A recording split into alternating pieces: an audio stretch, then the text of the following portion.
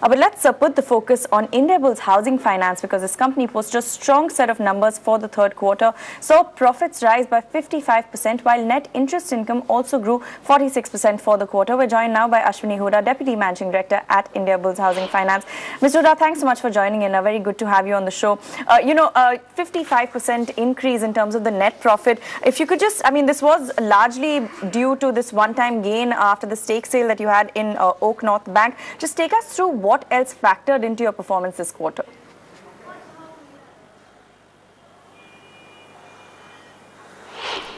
So it has been a record quarter for Indiabulls Housing Finance. We had a net profit of 1168 crore in this quarter. If we take out the profit one-time gain on one-third stake sale in our Oak North Bank in UK, we had a profit of 930 crore, which was a growth of 24% over last year same quarter profit of 751 crore. So the business continues to be on a well-charted path. The growth in the loan assets has been also very good at 32%. So company now has total loan assets of 1,07,000 crore plus, and the whole focus has been on affordable housing, which for us means loans between 20 and 35 lakhs, and that segment continues to grow very well. Pradhan Mantri Awas Yojana subsidy helps fuel the momentum, and with launch of so many affordable housing projects, we believe that going forward calendar year 18 will be a very strong year for affordable housing. All right, so affordable housing has been a focus not just for your company but across the board really. There have been these recent reports about the rising threat of delinquencies in the affordable housing segment. Just want to understand where you come in on this. Are you concerned about reports like this? Do you see the possibility that you might have bad loans down the line in this segment?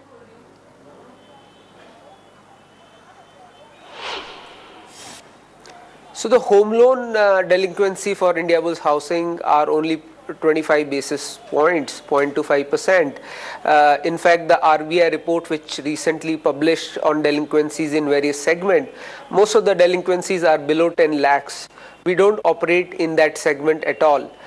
We are more like 15 lakhs to 35 lakhs, where delinquency actually RBI report says have come down for the industry from 0.8% to 0.7%, whereas we operate at 0.25%. So I believe there is no concern for industry as a whole, which operates in this average ticket size of 25 lakhs on delinquency. In fact, the delinquencies have been in decline, and our gross NPAs have shown a decline of almost 5 basis points from same time last quarter.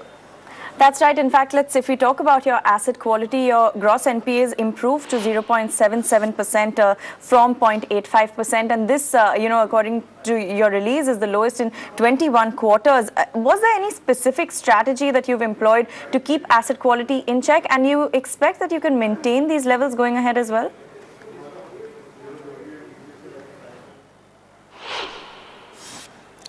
So the delinquency is a result of increasing our home loan share in the total asset mix.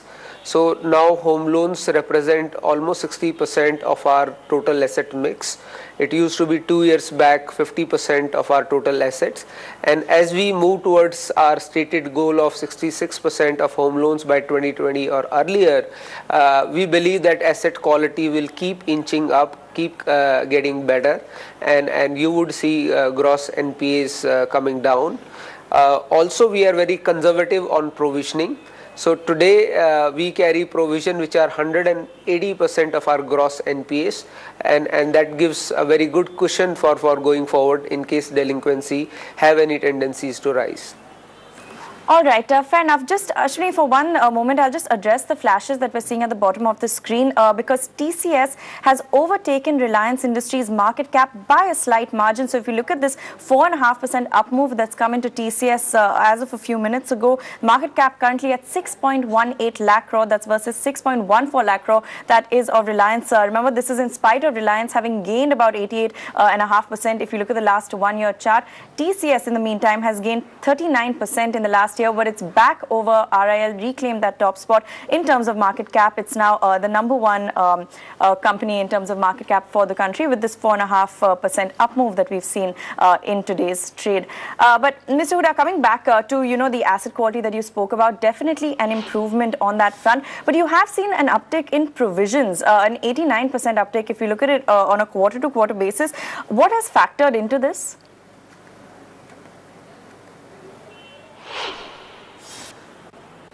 So the company policy is that anytime there is a one-time gain, we provide most of that towards future provisions.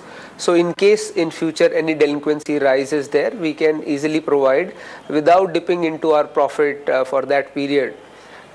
We had this Oak North gain of almost 540 crore this quarter. We have utilized 30% of that 180 crore for our provisioning norms, and that is the reason that the total provision cost has gone up to 89 basis point.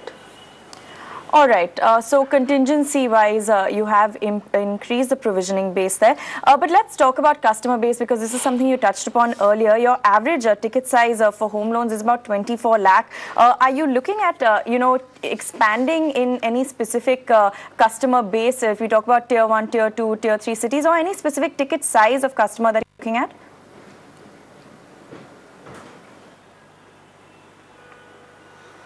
So our focus for last 8 years has been this white collar worker earning on average 10 lakh rupee salary a year and buying his first house of around 30 to 50 lakh rupees and taking a loan of 20 to 35 lakh rupees. We continue to focus on that market. However, company has used technology to its advantage. So we have India's first and perhaps world's first end-to-end digital home loan product, where the entire home loan can be taken online without ever visiting any branch or dealing in any physical paper. That product allows us to go into tier 2, tier 3 cities, and we have already opened 69 such branches, which are just 3-4 people branches. Earlier we could not have opened those branches if technology platform was not there because of the cost to income ratio issues. Now our cost to income ratio is less than 10% in these technology enabled branches in tier 2, tier 3 cities, and we believe that by 2020 what is today only 25% of our business, it will go up to 50% of our business will come from non-metro top 10 cities. So that is the objective, that we go deep into the heart of India, where the growth is good, the income levels are rising, and within next 3 to 5 years we should see huge number of application coming from these centers, and they should start contributing something like 50% of companies' business. All right, so a big focus in terms of the rural and tier 3 cities. My last question to you, Ashwini, what is the outlook on the cost of funds side of things? And you've already received board approval to raise about $1.5 billion. Could you take us through your fundraising plans? How do you exactly plan to raise this?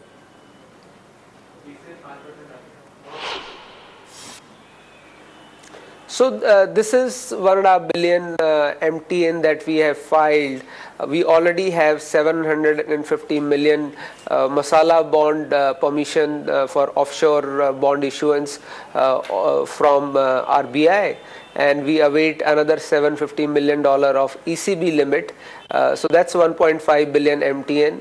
What MTN does is it keeps the company enabled, so all documentation and all filings have been done, and as and when there is a market, the rates are favorable to company for borrowing, we can go and tap the market within 2-3 days and raise these funds.